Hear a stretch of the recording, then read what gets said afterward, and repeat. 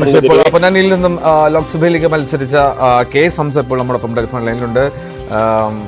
ശ്രീ ഹംസ, ഈ PV അൻവറിന്റെ വാർത്താ സമ്മേളനം അത് ശ്രദ്ധിച്ചു കാണുമല്ലോ. അതിൽ ഒരുപാട് കാര്യങ്ങൾ അദ്ദേഹം ഉന്നയിക്കുന്നുണ്ട്. അത് മുഖ്യമന്ത്രിയുടെ പൊളിറ്റിക്കൽ സെക്രട്ടറിക്കെതിരെ, P ശശിക്കെതിരെ, ഒപ്പം തന്നെ ADGPക്കെതിരെ, ഇപ്പോഴത്തെ പത്തനംതിട്ട SP സുജിത് ദാസിനെതിരെ, മുൻപ് മലപ്പുറത്തുണ്ടായിരുന്നു.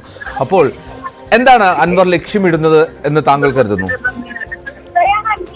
അല്ല, ആദ്യമായി ഞാൻ വളരെ ഖേദം പറയുന്നത്, ഒരു പരിപാടിയുടെ ഉള്ളിലായതുകൊണ്ട് വളരെ കുറച്ച് എനിക്ക് കേൾക്കുന്നുള്ളൂ സംസാരത്തില്. ഞാൻ ഒന്ന് റെസ്പോണ്ട് ചെയ്തെന്ന് മാത്രമേ ഉള്ളൂ. PV അൻവറിന്റെ വിഷയങ്ങൾ നമുക്ക് എല്ലാവർക്കും അറിയാം, മാധ്യമങ്ങളിലൂടെ എല്ലാവരും വായിച്ചതാണ്. PV അൻവർ ഒരു സ്ട്രൈറ്റ് ഫോർവേഡ് ആയിട്ടുള്ള ഒരു രാഷ്ട്രീയക്കാരനാണ്. അദ്ദേഹം ഒരു കാര്യത്തില് ഒരു വിഷമിച്ചിട്ടുണ്ടെങ്കിൽ അതിനകത്ത് പ്രസക്തി ഉണ്ടാവും, അതിന്റെ ഒരു പ്രാധാന്യം അതിനകത്ത് ഉണ്ടാവും ചെയ്യും. പിന്നെ ഈ ഉദ്യോഗസ്ഥ പ്രമാണിത്വം നമ്മുടെ നാട്ടിലെ ഭരണകൂടങ്ങൾ ഏതൊക്കെ വന്നാലും, മാറി മറിഞ്ഞു വന്നാലും, ഭരണകൂടങ്ങളുടെ ആരോഹ അവരോഹണങ്ങളൊന്നും തന്നെ ബാധിക്കാത്ത ഒരു വിഭാഗമായി മാറിയിട്ടുണ്ട്. അത്തരമൊരു സാഹചര്യത്തില് അദ്ദേഹം അത് സർക്കാരിന്റെയും അതുപോലെ തന്നെ ജനങ്ങളുടെയും ജനാധിപത്യ വിശ്വാസികളുടെയും ശ്രദ്ധയിൽ കൊണ്ടുവരിക എന്നതുകൂടി അദ്ദേഹത്തിന്റെ ലക്ഷ്യമായിട്ട് കണക്കാക്കിയാൽ മതി എന്ന് മാത്രമേ അത് സംബന്ധിച്ച് പറയാനുള്ളൂ. അതിൽ കൂടുതൽ അർത്ഥങ്ങളൊന്നും അതിന് കൊടുക്കേണ്ടതില്ല എന്നാണ് എനിക്ക് തോന്നുന്നത്. അപ്പോൾ താങ്കൾ പറയുന്നത് പൊളിറ്റിക്കൽ സെക്രട്ടറി ആയിട്ടുള്ള P ശശിക്കെതിരെ ഉന്നയിക്കുന്ന ആരോപണവും ശരിവെക്കണം? അങ്ങനെയല്ല, അദ്ദേഹത്തിന്റെ ഉദ്യോഗസ്ഥ പ്രമാണിത്വത്തെ കുറിച്ചാണ് ഞാൻ സംസാരിച്ചത്. പൊളിറ്റിക്കൽ ബാക്കിയെല്ലാം നരേഷനാണല്ലോ. ബാക്കി രാഷ്ട്രീയക്കാരുടെയും മാധ്യമങ്ങളുടെയും ഒക്കെ നരേഷൻ മാത്രമേ ഉള്ളൂ. അല്ല, നരേഷനല്ല അദ്ദേഹം ഇന്ന് പറഞ്ഞത്.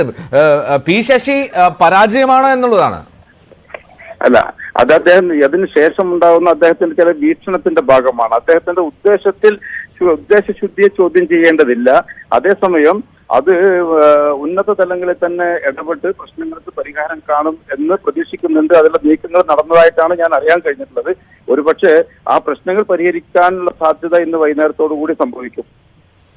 ഓക്കെ, അപ്പോൾ മറ്റ് ലക്ഷ്യങ്ങൾ അതിന് പിന്നിലില്ല. ഒരുപക്ഷെ ഇത്തരം വിലയിരുത്തലൊക്കെ ഉണ്ട്. പക്ഷേ അടുത്ത തെരഞ്ഞെടുപ്പോടുകൂടി സ്വതന്ത്രമായി മത്സരിക്കുക എന്നുള്ള ലക്ഷ്യത്തിലേക്കൊക്കെ അദ്ദേഹം പോകുന്നു എന്നുള്ളത് താങ്കൾക്ക് അങ്ങനെ ഒരു ആലോചനയുണ്ടോ? അങ്ങനത്തെ ഒരു സംശയമില്ല?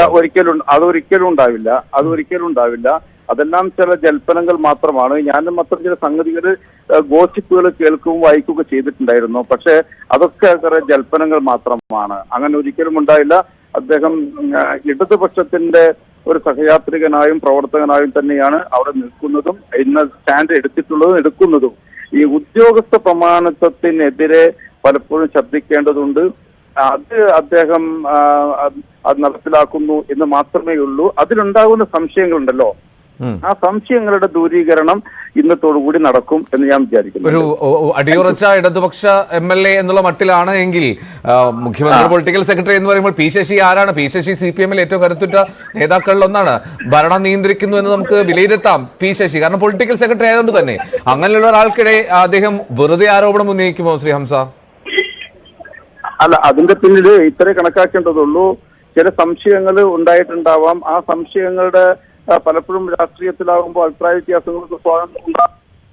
അഭിപ്രായ വ്യത്യാസങ്ങൾ തെറ്റിദ്ധാരണാ ഫലകമായിട്ടുണ്ടാവും. അത് തീർക്കാനുള്ള ശ്രമങ്ങൾ ഇന്നത്തോടുകൂടി നടക്കുമെന്നാണ് ഞാൻ പറഞ്ഞത്. Thank you.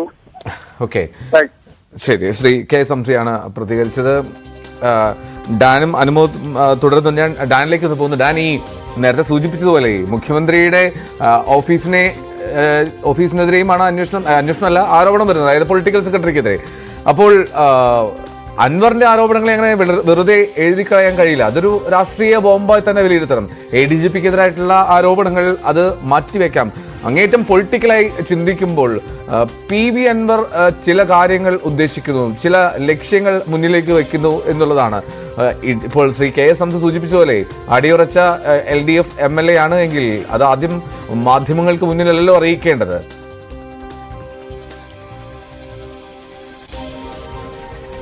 സ്വാഭാവികമായി അദ്ദേഹം തുടർന്ന് PV അൻവർ MLA തുടർന്ന് സ്വീകരിക്കാൻ പോകുന്ന രാഷ്ട്രീയ നിലപാടുകൾ, അല്ലെങ്കിൽ ഇതുമായി ബന്ധപ്പെട്ട് ഇനി അദ്ദേഹത്തിന്റെ ഭാഗത്തുനിന്ന് ഉണ്ടാകാൻ പോകുന്ന ഇടപെടലുകൾ, പരാമർശങ്ങൾ, അതൊക്കെ തന്നെയായിരിക്കും ഇന്ന് അദ്ദേഹം നടത്തിയിരിക്കുന്ന ഗുരുതരമായ ആക്ഷേപങ്ങളുടെ ക്രെഡിബിലിറ്റി, വിശ്വാസ്യത എത്രയുണ്ടെന്ന് തെളിയിക്കാൻ പോകുന്നത്. കാരണം അദ്ദേഹം കൃത്യമായി ആ പാർട്ടിക്കൊപ്പം ചേർന്ന് നിന്ന് ഇത്തരം കാര്യങ്ങളിൽ സ്വയം വിമർശനത്തിന് തയ്യാറാകുന്ന വ്യക്തിയാണ് എങ്കിൽ തീർച്ചയായിട്ടും മുഖ്യമന്ത്രി നേരിട്ട് ഇക്കാര്യങ്ങൾ അറിയിക്കാനുള്ള എല്ലാ ആക്സസും മുഖ്യമന്ത്രിയുമായി PV അൻവറിനുണ്ട്.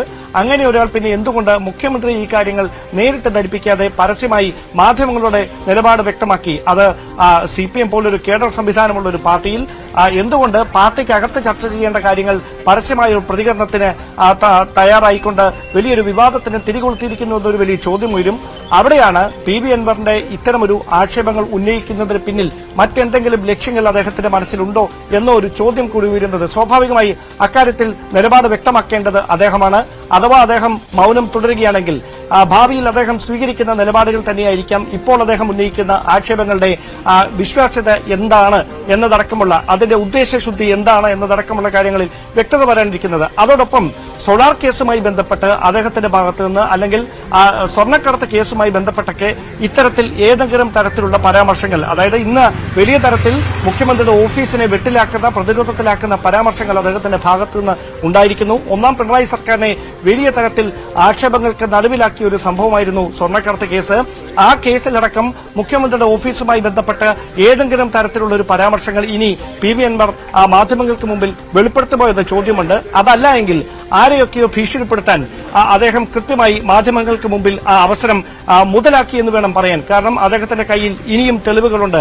ആ തെളിവുകൾ താൻ പുറത്തുവിടുമെന്നൊക്കെ പറയുമ്പോൾ മടിയിൽ കനമുള്ള ആരൊക്കെയോ ഉണ്ട്. അവരെ പേടിപ്പെടുത്തുന്നതിന് വേണ്ടി PV അൻവർ നടത്തുന്ന ഒരു മുന്നറിയിപ്പായി കൂടി ഈ ഒരു സംഭവങ്ങൾ വ്യാഖ്യാനിക്കപ്പെടുമെന്ന കാര്യത്തിൽ സംശയമൊന്നും വേണ്ട. പക്ഷേ ഇതുമായി ബന്ധപ്പെട്ട് മുഖ്യമന്ത്രി പൊളിറ്റിക്കൽ സെക്രട്ടറി P ശശിയോ ക്രമസമാധാന ചുമതലയുള്ള ADGPയോ ഒരു തരത്തിലുള്ള പ്രതികരണങ്ങൾക്കും ഈ ഘട്ടത്തിൽ തയ്യാറാകുമെന്ന് കരുതുക വയ്യ. ഏതായാലും മുഖ്യമന്ത്രി കൃത്യമായി അവരിൽ നിന്ന് വിശദീകരണം തേടും എന്ന് തന്നെയാണ് നമുക്ക് അറിയാൻ കഴിയുന്നത്. അതിനുശേഷമായിരിക്കും ഇപ്പോൾ ഉണ്ടായിരിക്കുന്ന ഈ സംഭവ വികാസങ്ങളുടെ പശ്ചാത്തലത്തിൽ തുടർ നീക്കങ്ങൾ ഉണ്ടാകുക. അതോടൊപ്പം സുജിത് ദാസിനെതിരെ ഏതെങ്കിലും തരത്തിലുള്ള നടപടി ഉണ്ടാകുമോ?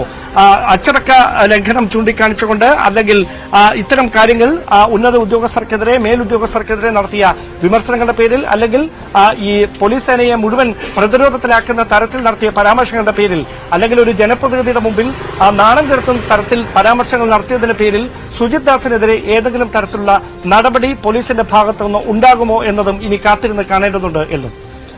ഉറപ്പായും അനുമോദ ഈ ഇപ്പോൾ ഡാൻ സൂചിപ്പിച്ച